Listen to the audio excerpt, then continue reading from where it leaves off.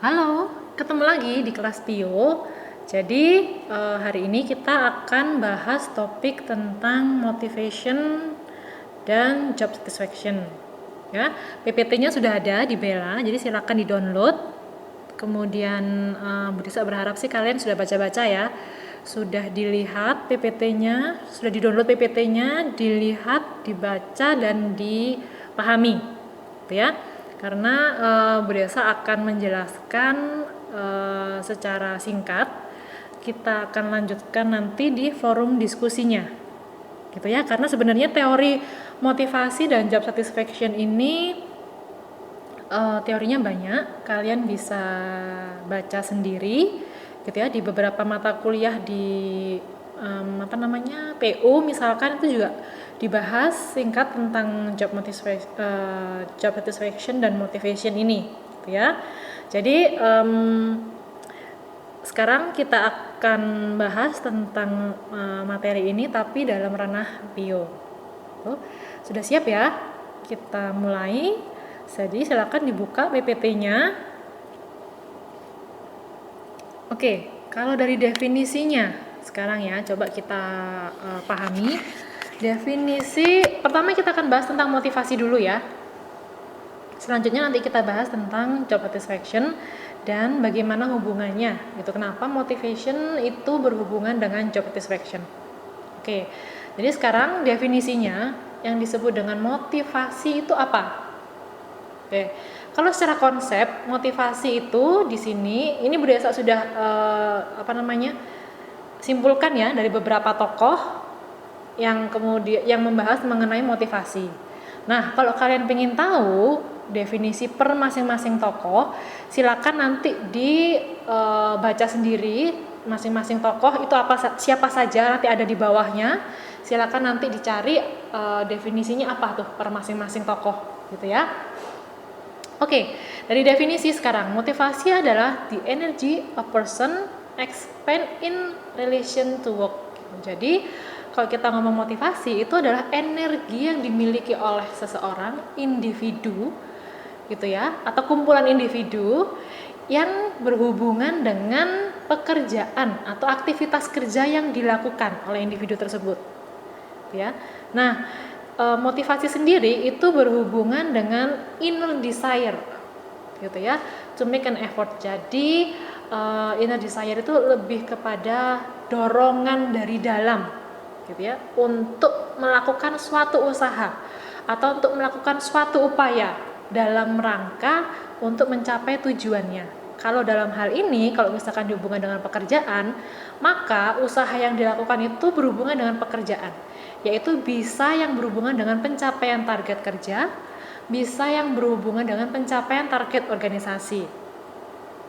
Ya, makanya kenapa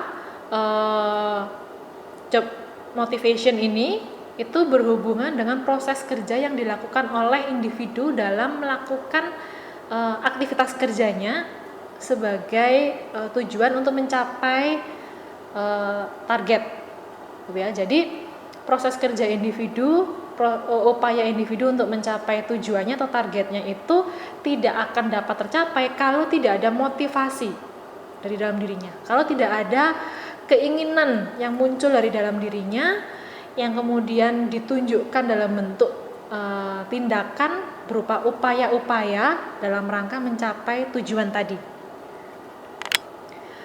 Nah, motivasi sendiri itu berkaitan atau menyangkut dengan kondisi yang harus dilakukan oleh atau kondisi yang berhubungan dengan tanggung jawab, gitu ya, yang menunjukkan adanya bervariasi intensitas atau kualitas dan arah perilaku yang sedang dilakukan, gitu ya.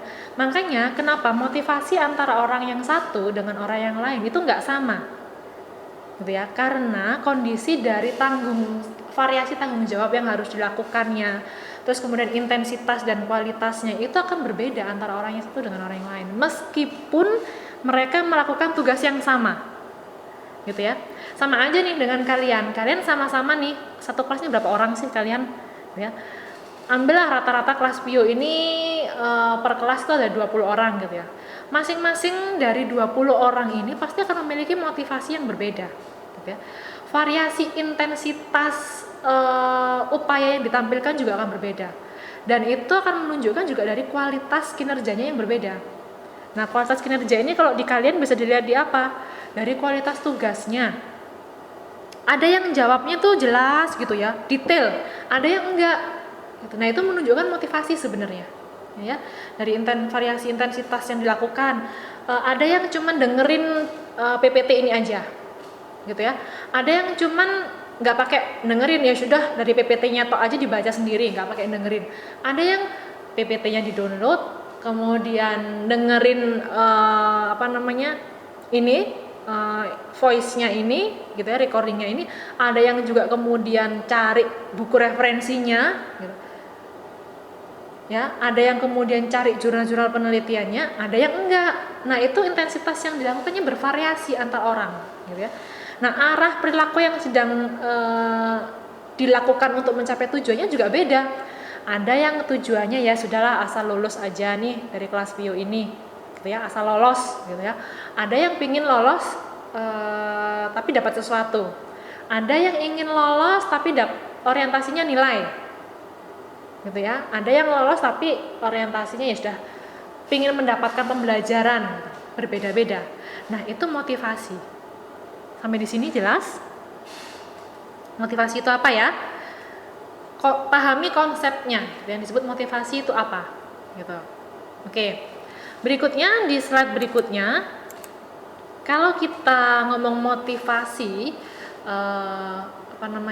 konteksnya di tempat kerja gitu ya, ini Bu Desa akan ngomong sejarah sedikit tentang motivasi gitu ya. Ada metamorfosanya gitu. Dalam konteks organisasi, dalam memahami tentang motivasi kerja seseorang, ada yang beranggapan bahwa orang itu seperti mesin gitu ya. Motivasi orang itu digambarkan seperti as a mesin gitu ya, sebagai mesin gitu ya. Kenapa dia dianggap sebagai mesin? Karena kalau kita ngomong mesin itu kan bekerjanya secara otomatis ya. Dia dipencet tombol apa maka dia akan jalan secara otomatis gitu kan. Dikatakan otomatis itu dia tidak memiliki peluang untuk melakukan hal di luar apa yang sudah dirancang di mesin itu, secara otomatis gitu dilakukan berjalannya gitu.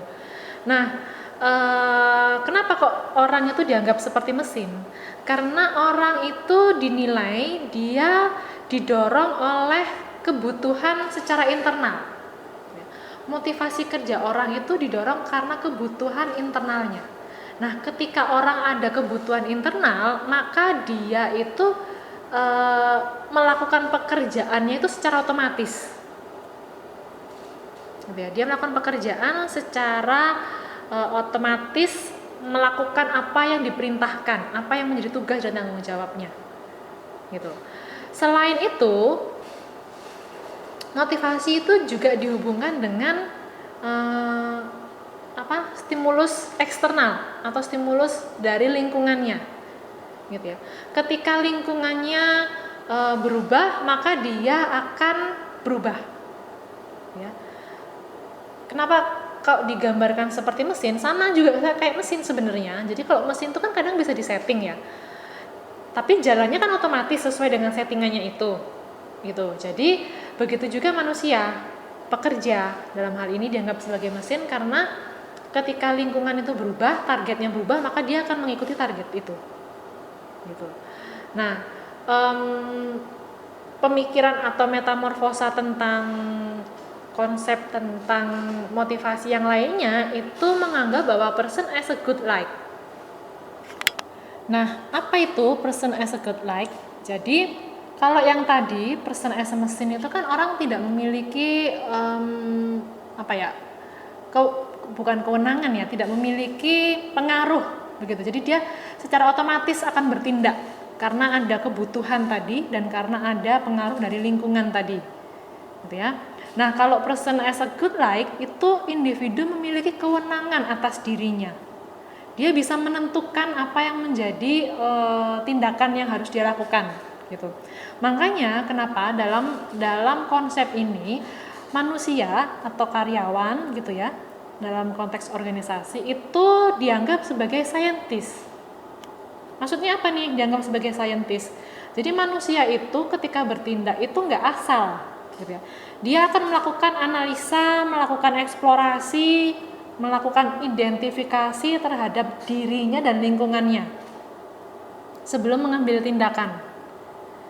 Gitu ya, dia akan menilai dulu bagaimana kondisinya, bagaimana situasinya, dan bagaimana dirinya, sehingga kemudian dia akan berperilaku sebagai apa, menjadi apa, kayak gimana, gitu ya. Jadi ketika orang dianggap sebagai saintis, maka kita harus tahu nih orang ini termotivasinya karena harus ada data yang jelas, harus ada proses analisa yang dilakukan gitu ya. Beda kalau yang di atas tadi. Kalau yang di atas tadi itu lebih kalau misalkan orang itu akan bertindak karena ada kebutuhan yang mendasari, atau orang akan bertindak berperilaku kalau ada stimulus dari lingkungannya. Gitu ya, ada dorongan dari lingkungannya. Nah, kalau yang saintis ini dia akan bertindak ketika dia merasa situasi atau analisa yang sudah dia lakukan itu mendukung dia. Gitu ya. Nah, kalau person as a judge itu berarti manusia itu individu atau karyawan itu melakukan penilaian, gitu ya, menilai kondisinya, situasinya sebelum bertindak, gitu. Sedangkan kalau yang intentional itu manusia person as intentional ya, itu manusia berperilaku, bertindak itu karena ada hal yang ingin dicapai, ada suatu tindakan yang dirancang yang memang dibentuk untuk mencapai sesuatu. Nah, rancangan dan bentuk tindakannya itu dipengaruhi oleh baik karakteristik dirinya, pribadinya, ataupun karakteristik dari lingkungannya, gitu ya. Jadi beda. Tapi intinya tiga penilaian tentang manusia ini yang mendasari bagaimana motivasi dia dalam berperilaku itu dibedakan menjadi person as a machine dan person as a good like. Gitu ya. Sampai di sini ada pertanyaan? Ini mengenai konsep berpikirnya dulu, mengenai motivasi manusia. Jadi apa yang melatar belakangi, apa yang mendorong individu untuk bertindak. Oke, berikutnya, jadi di slide berikutnya ya, kita ngomong tentang work motivation. Nah, apa sih yang mempengaruhi work motivation? Kenapa orang bisa memiliki motivasi kerja dengan takaran yang berbeda-beda, gitu ya, yang dengan besaran yang berbeda-beda. Gitu. Nah, kalau kita ngomong work motivation mengenai faktornya, what energizes goal-directed behavior? Apa sih yang mendorong?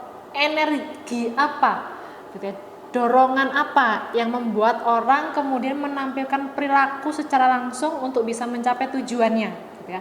Nah, yang pertama itu dipengaruhi oleh karakteristik individu, gitu ya. Personal karakteristik, setiap orang itu memiliki karakteristik yang berbeda-beda. Karakteristik itu nanti hubungannya dengan tingkat intelektual, dengan kepribadian, dengan kompetensi, latar belakang budaya, kemudian sosial, itu akan memiliki pengaruh yang berbeda, gitu ya, dalam motivasinya, gitu ya. Skala sosial, gitu ya, tingkat kelas ekonomi itu mempengaruhi. Jadi kalau kita ngomong karakteristik personal itu banyak sekali variabelnya, gitu. Beda-beda setiap orang, gitu ya. Meskipun dia terlahir dari keluarga yang sama, maksudnya orang yang bersaudara ya, bahkan orang kembar aja yang lahirnya barengan, gitu ya, itu memiliki motivasi kerja yang berbeda, ya, karena karakteristik personalnya akan berbeda-beda. Nah, apa sih yang membuat perilaku kerja individu itu bisa fokus, gitu ya, bisa fokus pada pencapaian kinerjanya gitu. Selain tadi kita ngomong karakteristik personal, itu juga adanya pengaruh dari lingkungan, gitu ya. Lingkungan ini macam-macam, bisa lingkungan keluarga, lingkungan teman, lingkungan kerjanya sendiri, gitu ya. Itu akan mempengaruhi juga bagaimana motivasi kerja dari masing-masing individu. Gitu ya. Lingkungan kerjanya kita ngomong contoh dari teman kerja gitu ya. Karakteristik teman kerjanya, teamworknya misalkan itu juga akan mempengaruhi bagaimana motivasi kerjanya individu. Relasi yang terbangun antara individu dengan rekannya, dengan pimpinannya, gitu ya, itu akan mempengaruhi juga bagaimana motivasi dia dalam bekerja mencapai tujuan. Gitu ya. Nah, gimana caranya supaya motivasi kerja individu itu tetap stabil, tetap konsisten, gitu ya, sepanjang dia melakukan pekerjaannya? Itu adalah kombinasi dari keduanya, baik dipengaruhi oleh karakteristik individu dan karakteristik dari lingkungannya. Gitu ya. Individu merupakan karakteristik yang motivasinya tinggi, gitu ya, karena latar belakangnya lah, apalah itu nanti bisa karena dia memang tipe orangnya yang sangat kompetitif. Misalkan orang kompetitif itu kan biasanya motivasi kerjanya kan tinggi ya, karena selalu ingin menang, selalu ingin juara, gitu ya, motivasinya tinggi gitu. Keinginan untuk dia menang itu menjadi motivasinya. Terus didukung juga dengan lingkungannya yang mendukung tadi. Pimpinannya memberikan dia tugas-tugas yang menantang, tugas-tugas yang challenging gitu ya. Itu akan membuat dia motivasinya akan terus terjaga gitu ya, akan konsisten, stabil gitu. Nah, kalau kita kaitkan motivasi ini dengan konsep PIO yang lainnya, misalkan kita ngomong tentang kepemimpinan, maka pemimpin itu harus tahu apa nih yang membuat bawahanku itu termotivasi, itu apa, dari sisi mananya, gitu ya. Secara personalkah atau harus dari lingkungannya atau harus kombinasi dari keduanya, gitu ya. Karena ada orang yang termotivasi karena hanya lingkungannya, dia akan termotivasi kalau lingkungannya memotivasi dia, gitu ya.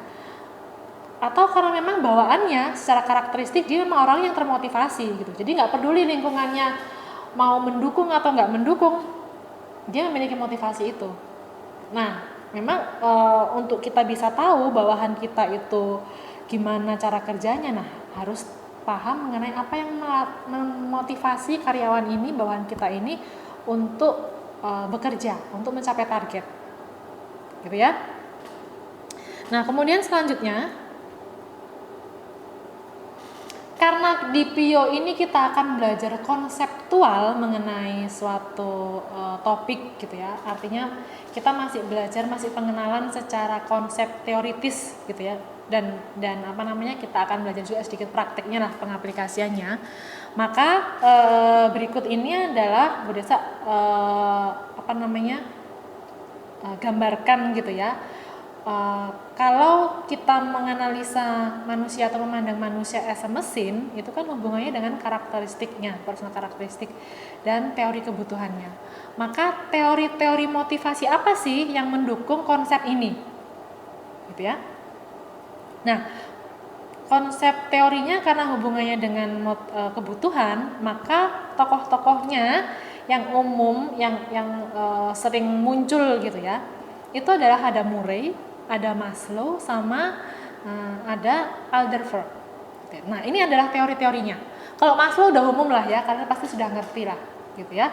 Nah, kalau Alderfer ini teorinya kurang lebih sama sebenarnya dengan teorinya Maslow, hanya dia menggabungkan antara self actualization. Kalau yang paling ini kan kalau kita lihat itu kan Maslow paling bawah itu kan paling dasar ya, yang paling atas itu yang paling tinggi gitu ya, kebutuhannya yang paling tinggi gitu ya. Nggak semua orang bisa mencapai itu, atau mungkin masih levelnya beda-beda lah gitu ya. Nah, kalau di Alderfer itu psychological dan safety itu masuk sebagai existence gitu ya. Kemudian sosial itu terkait dengan relatedness, dan esteem serta self actualization dari Maslow itu maksudnya sebagai growth.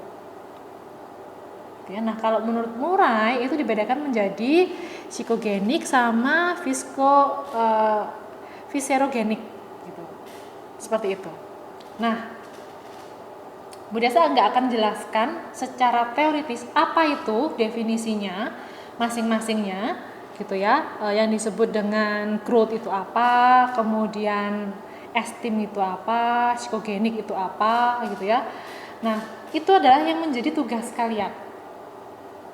Ya, jadi di awal ini Bu Desa akan jelaskan gitu ya terkait dengan tugas yang harus kalian lakukan. Langsung aja deh gitu ya. Tapi tugas ini nggak dibikin di paper ya. Tugas ini akan kita diskusikan di forum diskusi nantinya. Jadi berikut ini nanti dan beberapa slide berikutnya Bu Desa akan menyebutkan, menyampaikan gitu ya, sedikit menjelaskan mengenai konsep teori-teori siapa saja dan apa saja yang mendasari suatu konsep tentang motivasi. Tadi kan ada 3 tuh ya, person as a machine, kemudian ada person as a science, dan person as an intentional, gitu ya.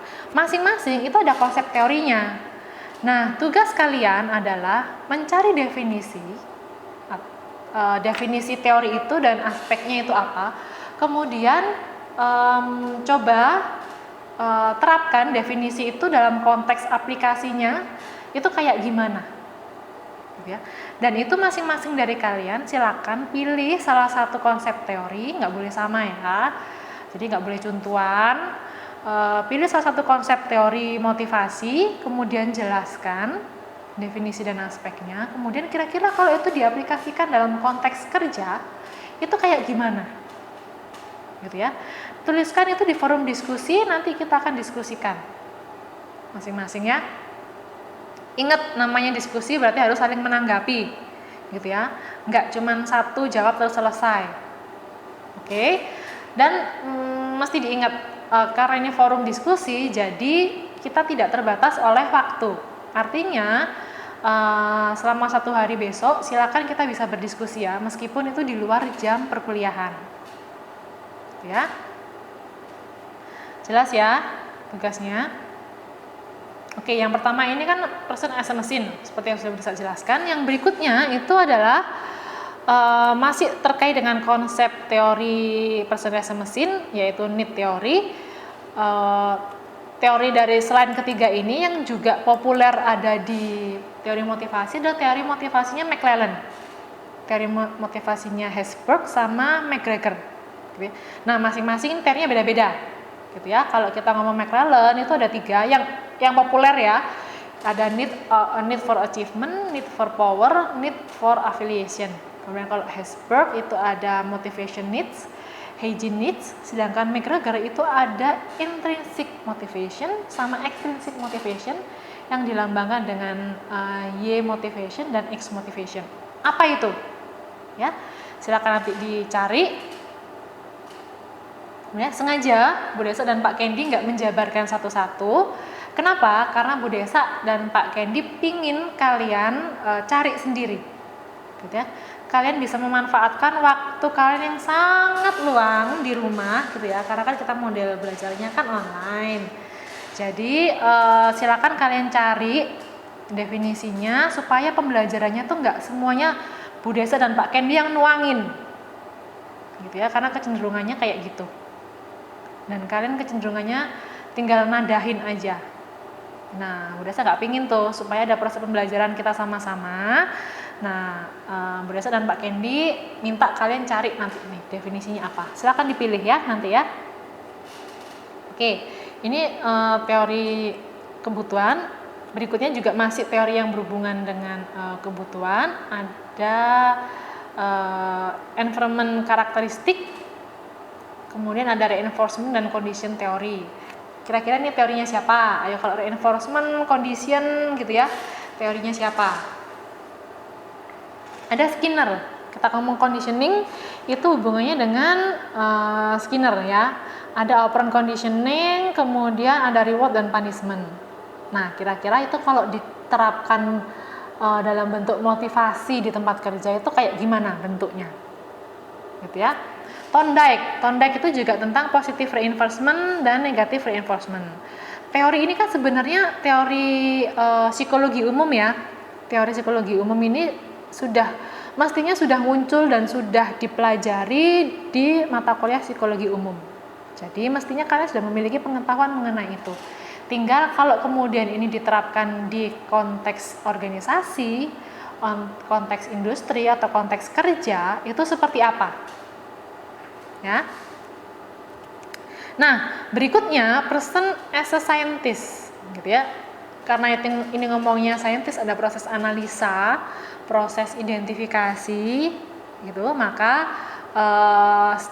secara konseptual teori ini menjelaskan mengenai person dan environment karakteristik. Nah, teori apa saja sih yang mendukung konsep ini? Ada Adams teori tentang equity, gitu ya. Kemudian ada Viktor Fromm, itu ada valence, instrumentally sama ekspektasi atau VI teori. Motivasi itu adalah interaksi antara V, I, dan E. Apa itu definisinya? Silakan dicari. Berikutnya adalah person as a intentional. Teori yang melatar belakangi konsep ini ada John Locke teori atau goal setting teori. Ada control teori, ada terkait dengan self regulation, Bandura, gitu ya, mengenai self efficacy, sama action teori. Ya, jadi ingat nih, masing-masing dari kalian Bu Desa dan Pak Kendi berharap masing-masing konsep teori ini ada yang menjelaskan. Ya, jadi jumlah kalian kan banyak, gitu ya. Minimal 1 lah, boleh 2 atau 3 menjelaskannya ya. Jadi semakin banyak kalian menjelaskan, semakin Bu Desa dan Pak Kendi tahu bahwa seberapa besar sih usaha kalian untuk belajar tentang PIU ini, gitu ya. Jadi Bu Desa tahu nih motivasi kalian kayak gimana, gitu. Sehingga Bu Desa juga dan Pak Kendi tahu kira-kira effort apa nih atau bukan effort ya. Gimana cara kami untuk bisa memotivasi kalian, gitu ya. Oke, sedikit contoh tentang pengaplikasiannya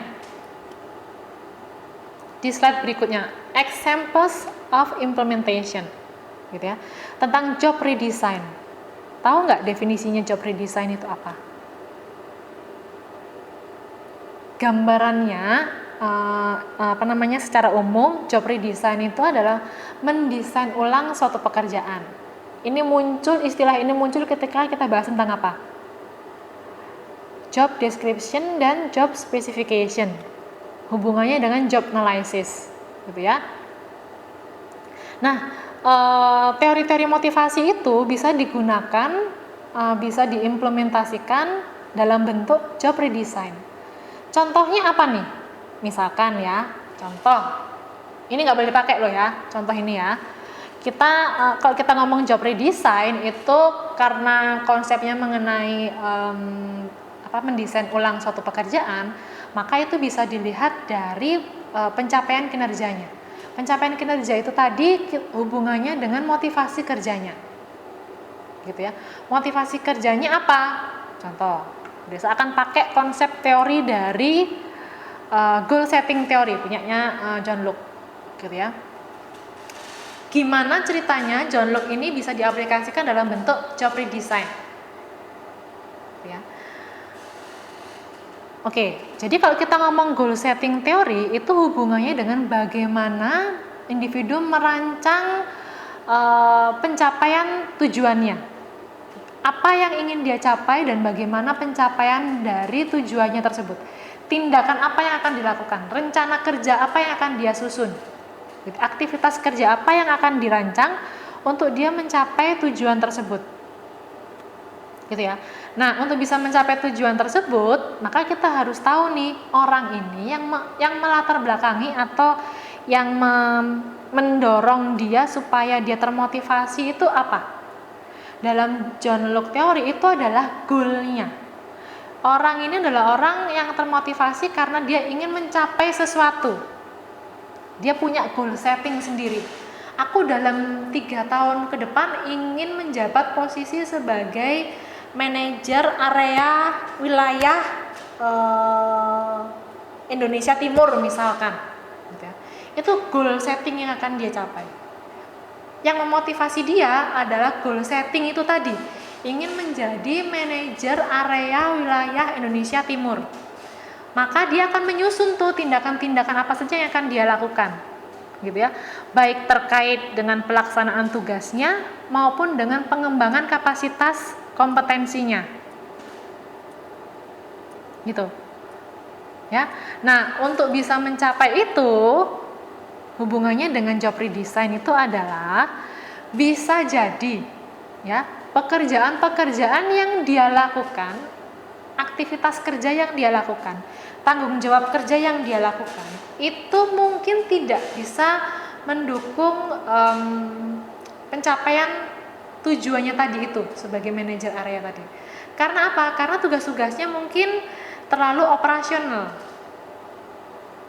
gitu ya. Padahal untuk menjadi manajer area itu kan kalau kita ngomongnya manajer tuh levelnya sudah di strategik, gitu ya. Walaupun mungkin masih level strategiknya tidak yang terlalu terlalu tinggi gitu ya.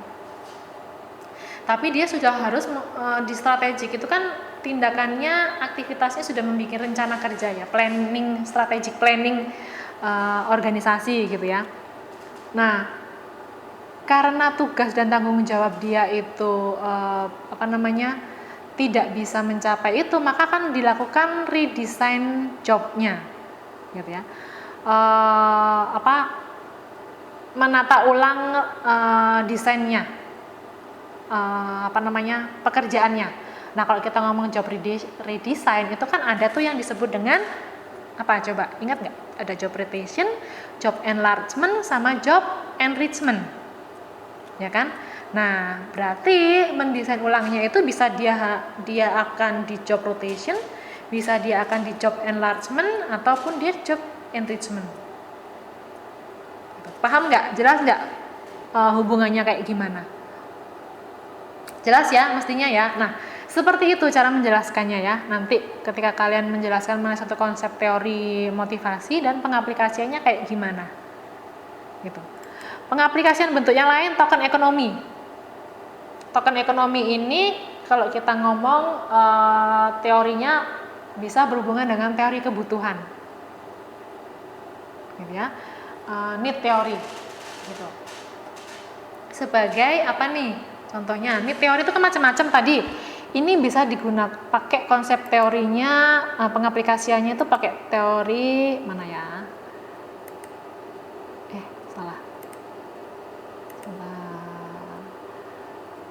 Reward dan punishment, gitu ya. Rewardnya apa? Rewardnya kalau dia mencapai target tertentu, dia akan mendapatkan token ekonomi tertentu, gitu ya. Misalkan tahu kan token ekonomi itu kayak gimana, teman-teman? Jadi ngumpulin poin gitu loh, kayak ngumpulin poin gitu. Terus nanti setelah poin itu tercapai, ukurannya bisa di akhir bulan, akhir semester, atau di akhir tahun, itu akan ditukarkan dengan reward tertentu, gitu ya. Nah, sistem rewardnya apa? Nah, itu tergantung program dari perusahaannya itu apa rewardnya, gitu ya. Jadi setiap dia mencapai target tertentu itu akan dihitung sebagai tokennya, gitu ya, sebagai poinnya, sampai pada poin atau pada waktu tertentu, 1 bulan tadi misalkan seperti yang saya ngomong. Kalau misalkan itu programnya bulanan atau tahunan, gitu ya, berapa jumlah tokennya yang didapat, itu yang akan ditukarkan dengan hadiahnya apa, gitu. Nah, itu contoh tuh ada terkait dengan reward, gitu ya, pakai token ekonomi, gitu. Contoh pengaplikasian teorinya ya, maksudnya Bu Desa. Terus ada kemudian quality circle. Quality circle ini hubungannya dengan memastikan kualitas kerjanya itu selalu terjaga ya. Berarti ada kepastian konsistensi dari kualitasnya itu tetap terjaga, gitu. Dan masih banyak contoh yang lainnya. Contoh yang lainnya apa? Silakan kalian cari ya, nanti untuk kita diskusikan di forum diskusi. Tuh, sampai di sini jelas? Kalau masih ada pertanyaan, silakan dicatat ya. Nanti kita diskusikan juga di forum diskusinya. Gitu ya.